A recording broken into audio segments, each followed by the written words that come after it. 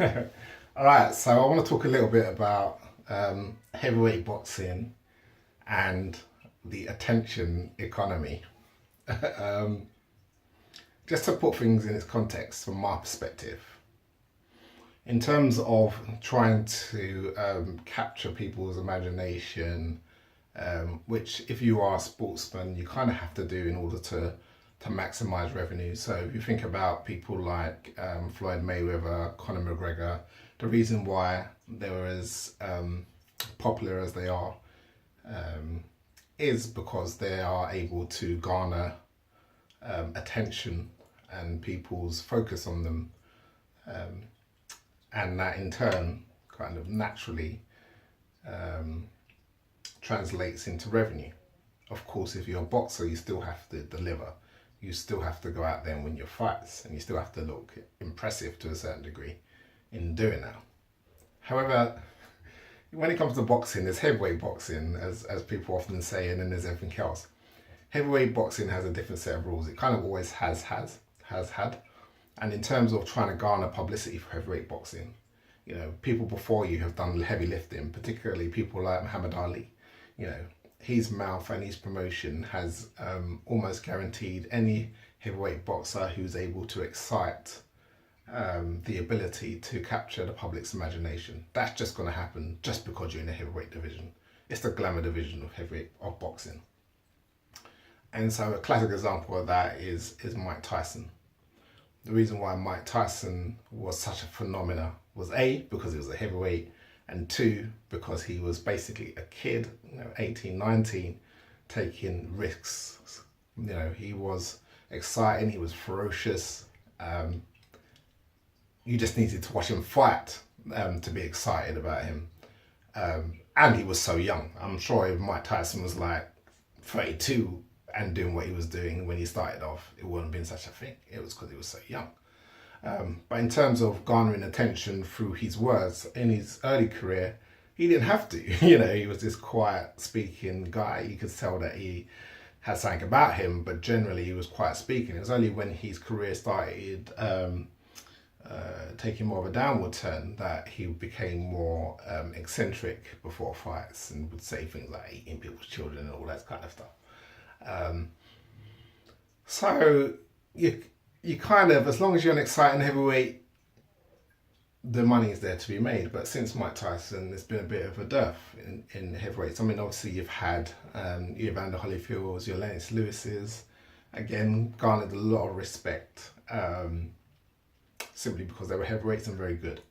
But then you had the Klitschko brothers, and even though they were excellent fighters, the safety style first, primarily of Vladimir Klitschko, didn't capture the imagination. Again, it's their ability to take risks and excite that really gets people going. And so fast forward to where we are today, and you have, Deontay Wilder. Now he's knocking people out for fun.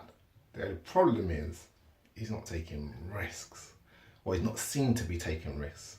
I mean, the first real risk that you would look at on his record, i.e. the first person you look at and you say, potentially he might lose, was Luis Ortiz, his last fight. But he's had 39 fights before that, so he's had 40 fights. I mean, the guy is 10 fights away, 9 fights away from equaling Rocky Marciano's record as an unbeaten heavyweight. 10 fights away for equaling Floyd Mayweather's record.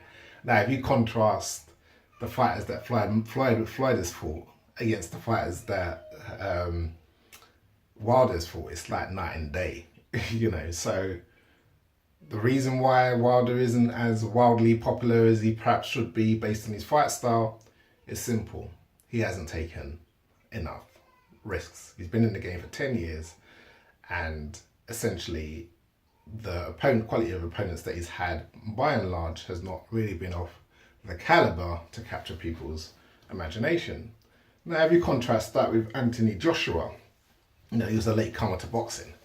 And every step of the way, the guy has probably taken risks that outdo where you would expect him to be. So, for example, he fought...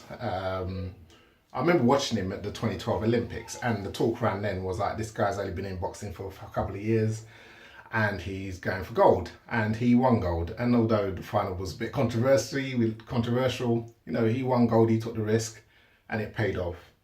He turned pro, and I remember him saying like his seventh fight, he fought Matt Skelton. And again, it was like, is it a bit too soon for him to fight someone this season? And Skelton blew him away. And then, he fought, who did he fight? Kevin, I can't remember the guy's name. Kevin Johnson. Again, guy who'd never been knocked out, knocked him out in a couple of rounds. And then he went on a roll of fighting unbeaten prospects. So he was an unbeaten prospect, and he just went kind of eliminating a whole bunch of them. So I remember Gary Cornish, look at him now and you think, well, obviously he isn't in the same league as Joshua, but at the time people didn't know. Joshua blew him away. Dylan White, good fight, and we've seen since then that Dylan White is going to be a major player in boxing. And again, Joshua took that risk. He beat White. And then who did he fight? Did he fight Charles Martin? I think he fought Charles Martin next. And again, people were saying, is it too early for him to be jumping in for a world title? Although people felt he could beat Martin. Once you take that leap and you become a world champion, the target's on your back. But again, he took that risk. He won the title. Dominic Brazil was unbeaten when he fought Joshua. Joshua dealt with him, And then obviously the acid test for Joshua was Klitschko. And, Deontay Wilder's had 10 years to fight Klitschko. 4 years into his career, Joshua's fighting Klitschko. And you can see the risks in the way the fight went. He took that risk. Ultimately, it paid off.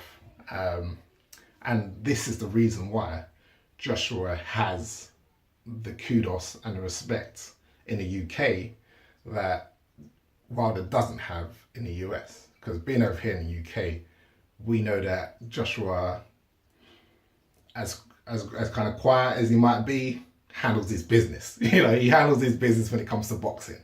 And he excites in the ring. And obviously he's marketable, etc., etc. And he deals with the marketing and the promotion in the right way. He's got a right team around him. So his ship is solid. He doesn't need to try to hack the social media culture in the same way that Deontay Wilder feels it's necessary to hack the social media culture. And it's funny, I was watching a video the other day, and I think it was kind of Gary Vaynerchuk talking to Big Baby, another heavyweight boxer, and I could see what was going through Big Baby's mind. He's like, how do I hack the culture? How do I become a household name by using social media?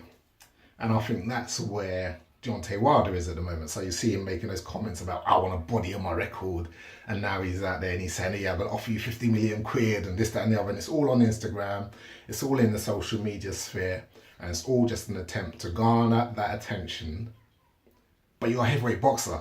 You don't need to garner attention. You need to go out there, take risks, and knock people out, and that's how you can automatically go to the pinnacle, because everybody looks up to and still reveres the heavyweight champion in boxing. So, I think it's kind of funny when I see heavyweight boxers do that, because you kind of really don't need to.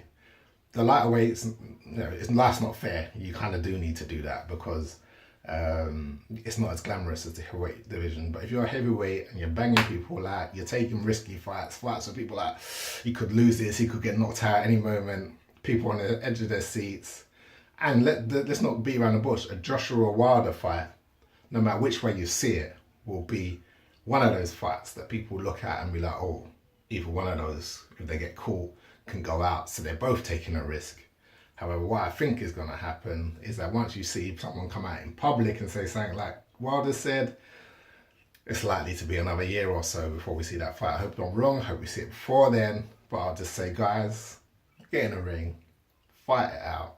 You don't need to do the social media.